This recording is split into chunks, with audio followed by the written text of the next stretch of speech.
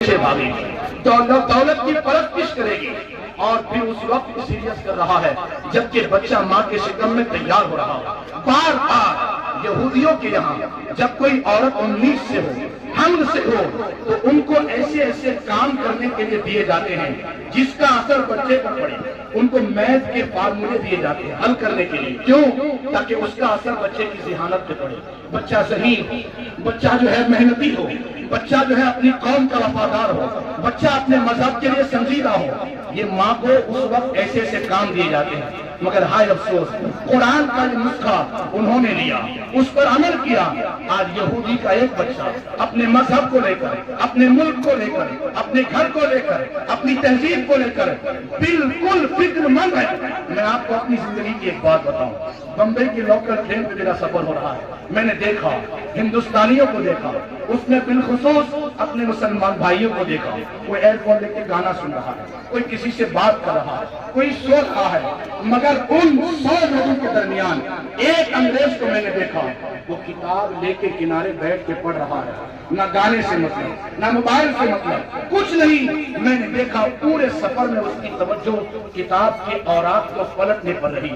جس قوم کو کتابوں سے اتنی محبت ہو، جس قوم کی نظر میں علم کی اتنی اہمیت ہو، یہ سفر کی تھکاوٹ کے باوجود کتاب سے ان کا رشتہ نہ ٹوٹے، اس قوم کو حق ہے کہ وہ ہواؤں میں اڑے، اس قوم کو حق ہے کہ دنیا پہ حکومت کرے، اس قوم کو حق ہے کہ دنیا کی بادشاہت اس کو ملے۔ یہ اللہ کا قانون ہے، یہ نیچر آف لا ہے کہ جو محنت کرے گا اللہ اس کو ترقی دے گا، جو ذہن کھپائے گا اللہ اس کو عروج دے گا، اور جو غافل و کاہل بیٹھ جائے گا وہ ذلیل ہوگا، وہ پسپا ہوگا، وہ رسوا ہوگا، وہ ٹھوکریں کھائے گا۔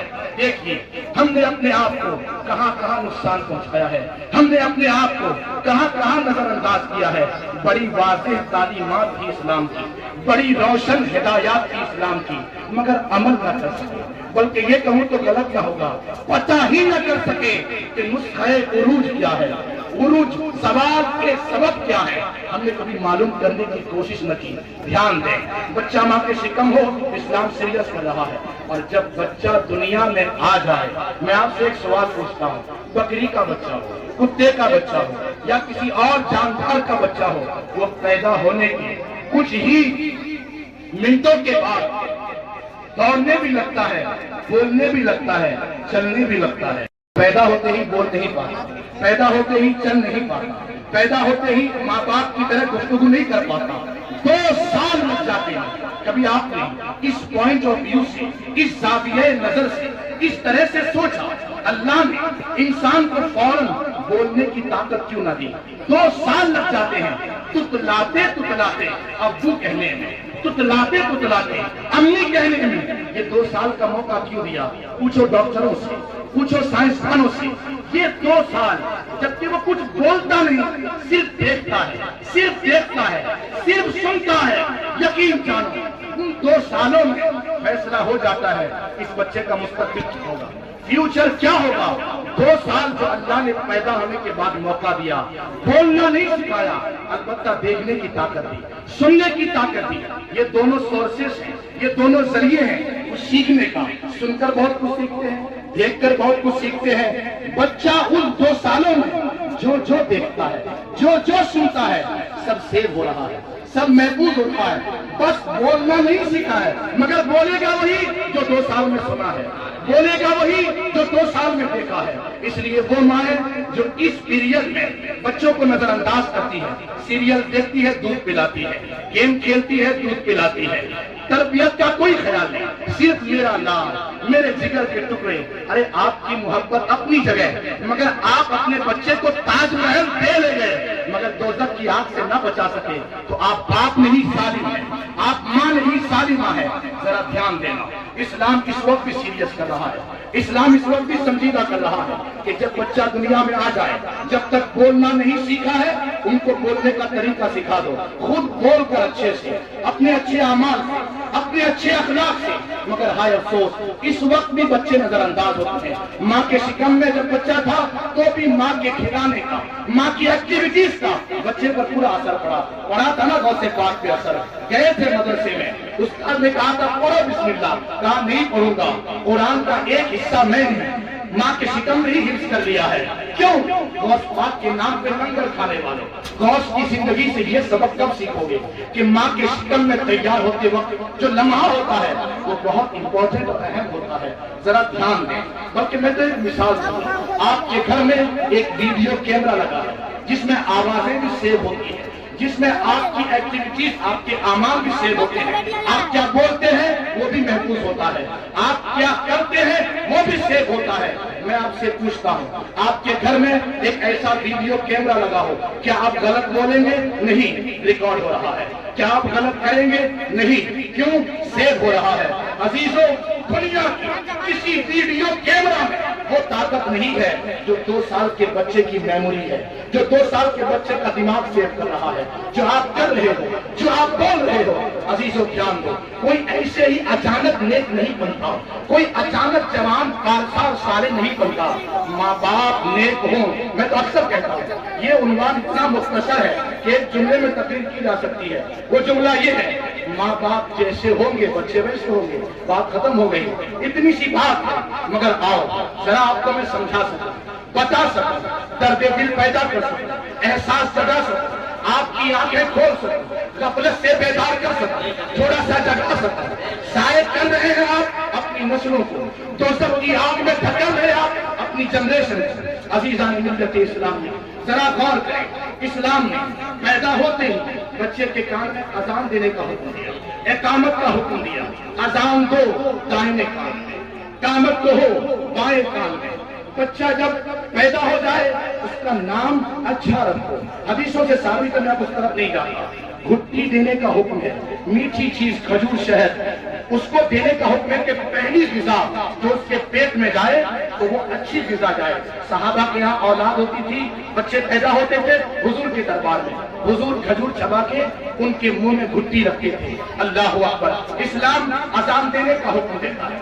اسلام اچھے لوگوں کے جھوٹے کو گھٹی کے طور پر دینے کا حکم دیتا ہے. کہتا ہے تم پر حق ہے کہ اپنے بچوں کا اچھا نام رکھو. ان احب الاسماء اللہ عبد اللہ و عبد الرحمان. اللہ کے نزدیک پسندیدہ نام عبداللہ اور عبد الرحمان ہے. یہ نام اپنے بچوں کا رکھو.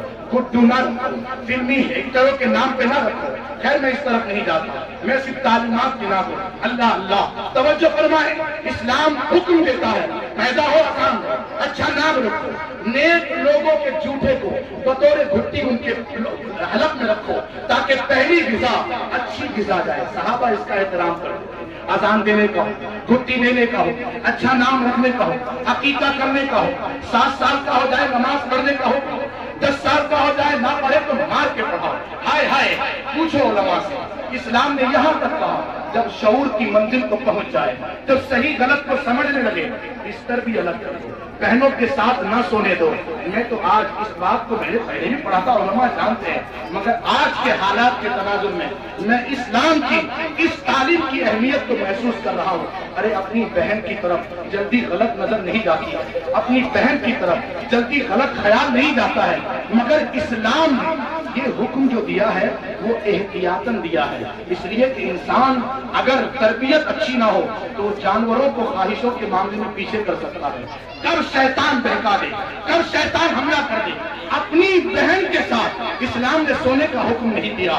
میں پوچھتا ہوں ان ماں باپ سے جو اپنے بچوں کو تنہائی میں موبائل دے دیتے ہیں, جو اپنے بچوں کو تنہائی میں انٹرنیٹ فراہم کر کے دیتے ہیں, اپنی بہن کے ساتھ سونے سے منع کیا. اگر وہ سمجھنے بوجھنے لگے, وہ جو موبائل دیے اس میں ہزاروں لڑکیاں ننگی ہیں, بے پردہ ہیں. جب اپنی بہن کے ساتھ سونے سے اسلام روکتا ہے احتیاطاً کہیں شیطان بہکا نہ دے, تو ایک ننگی عورت کو دیکھ کر, بے پردہ عورت کو دیکھ کر میرا جوان اپنی تنہائی کو کیسے سیو کر سکتا ہے, اپنی جوانی کو کیسے بچا سکتا ہے. اسلام کی تعلیمات کی نزاکتوں کو سمجھو, اسلام کی تعلیم کی پہلوؤں کو سمجھو. اسلام نے توجہ فرمائے, علماء بھی اور عوام بھی, اذان دینے کا حکم دیا. کیوں؟ اس لیے کہ اذان پورے اسلام کا نچوڑ ہے, پورے اسلام کا خلاصہ ہے. اس میں الفلاح کا لفظ ہے جس میں پورا اسلام آ جاتا ہے. کیوں اذان دینے کا حکم دیا؟ پوری بہاری شریعت پڑھ کے سنانے کا حکم کیوں نہیں دیا؟ پوری فتاوی رضویہ پڑھ کے سنانے کا حکم کیوں نہیں دیا؟ اذان اذان اذان اذان اسلام کا نچوڑ ہے. پہلی آواز اس کے کان میں اذان کی پہنچ جائے تاکہ اس کے رگوں میں اسلام چلا جائے، اس کے اندر اسلام سرایت کر جائے، اور جیسے جیسے وہ پڑھے تو اسی فیلنگ کے ساتھ پڑھے، اسی احساس کے ساتھ پڑھے، میں اللہ کو ماننے والا ہوں، میں محمد کو ماننے والا ہوں، میں نماز کو ماننے والا ہوں، میں شہادت والا ہوں، میں کلمے والا ہوں۔ اگر آپ نے اس کا اہتمام کیا تو یقیناً اس کا اثر پڑے گا۔ اچھے لوگوں کے جھوٹے کو بھٹی کے طور پر کھلانے کا حکم دیا، کیوں؟ اچھے لوگوں کے جھوٹے، جب ایک مومن کے جھوٹے میں شفا ہے تو ایک عالم، ایک امام، اس کے جھوٹے کی کیا برکت ہوگی آپ یقین جانیے۔ اگر آپ نے کسی باعمل عالم کا جھوٹا بھٹی کے طور پر، شہد کے طور پر، کھجور کو چبا کر آپ نے بچے کو دیا، پہلی غذا اس کے پیٹ میں، یہ پاک غذا نہیں، اس کا اثر بڑھاپے تک رہے گا، اس کے اخلاق پر، اس کے کردار پر، اس کی سوچ پر، اس کے دماغ پر۔ مگر میں پوچھتا ہوں کون سا ایسا باپ ہے میرے معاشرے کا جو اولاد کو لے کر اتنا سنجیدہ ہو کہ اس وقت فکر کرے جب وہ نکاح کا انتخاب کر رہا تھا، اس وقت وہ دھیان دے جب بچہ ماں کے پیٹ میں ٹھہر چکا تھا، اس وقت وہ دھیان دے جب وہ 2 سال کا ہو، اس وقت وہ توجہ کرے جب وہ 7 سال کا ہو، اس وقت وہ دھیان دے جب وہ 10 سال کا ہو۔ کون اتنا اہتمام کرتا ہے؟ وَمَا أَرْسَلْنَاكَ إِلَّا رَحْمَةً لِلْعَالَمِينَ کا مطلب ہی یہ ہے کہ پیغمبر وہاں تمہارے بارے میں سوچتے ہیں جہاں تمہارا باپ بھی نہیں سوچ سکتا ہے، تمہاری ماں بھی نہیں سوچ سکتی ہے۔ باپ کبھی سوچے کہ نہ سوچے، پیغمبر نے سوچ کر بتا دیا میری امت کے جوان کی تنہائی گندی نہ ہو، اس لیے اپنی بہنوں کے ساتھ بھی سونے سے منع کر دیا۔ آپ سوچیں تھوڑی دیر کے لیے، مگر افسوس کی بات یہ ہے، رونے والی بات یہ ہے کہ کسی باپ کو پڑی نہیں ہے، کسی ماں کو نہیں پڑی ہے، بس نکاح کر لیا شہوت پوری کرنے کی نیت سے، نکاح کر لیا اولاد کی طلب میں، بس نیک ہو اس سے کوئی فرق نہیں پڑتا، بس دنیا کما کے۔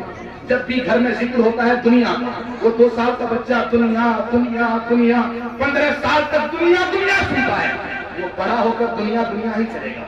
جس چیز کا تذکرہ گھر میں زیادہ ہوگا اس کا اثر بچوں پہ زیادہ پڑے گا۔ اس بات کو محسوس کریں، ڈاکٹر بھی کہتے ہیں، اس اسٹیج پر ہمارے ایک بہترین عالم جو حافظ بھی ہے، قاری بھی ہے، عالم بھی ہے، بہترین ادیب اور قلمکار بھی ہے، اور اس سال وہ ڈاکٹر بھی بن جائیں گے انشاءاللہ۔ ان سے آپ پوچھیں، بہت ماہر ڈاکٹر الحمدللہ، آپ ان سے پوچھیں کہ بچہ جب تک 7 سال کا نہیں ہو جاتا وہ گھر میں کیا سیکھتا ہے؟ آپ یقین جانیے سائنسی طور پر یہ بات مکمل ہو چکی ہے کہ 7 سال سے پہلے بچہ صرف وہی سمجھنے کا اہتمام ہے، اس گھر کے بچے بے حیا ہوں، اس گھر کے بچے نشہ کرنے والے ہوں، اس گھر کے بچے زنا کرنے والے ہوں، اس گھر کے بچے پڑھائی کے نام پر گندی گندی فلمیں دیکھنے والے ہوں گے۔ عزیزوں میں کیا بتاؤں، شاید میرے یہ جملے آپ کو سیریس کر دے، آپ کو سنجیدہ کر دے، آپ کو فکر مند کر دے۔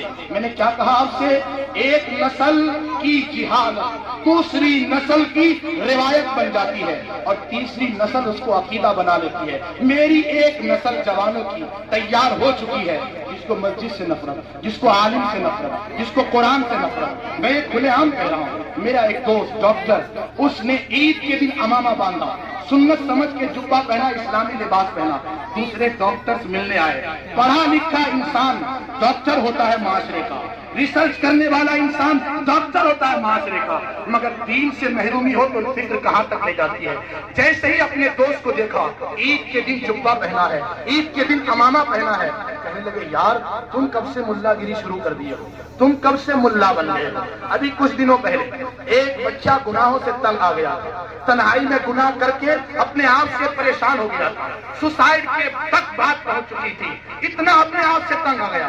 میں نے اس کو اپنی صحبت میں رکھا، اپنے دوست کی صحبت میں رکھا۔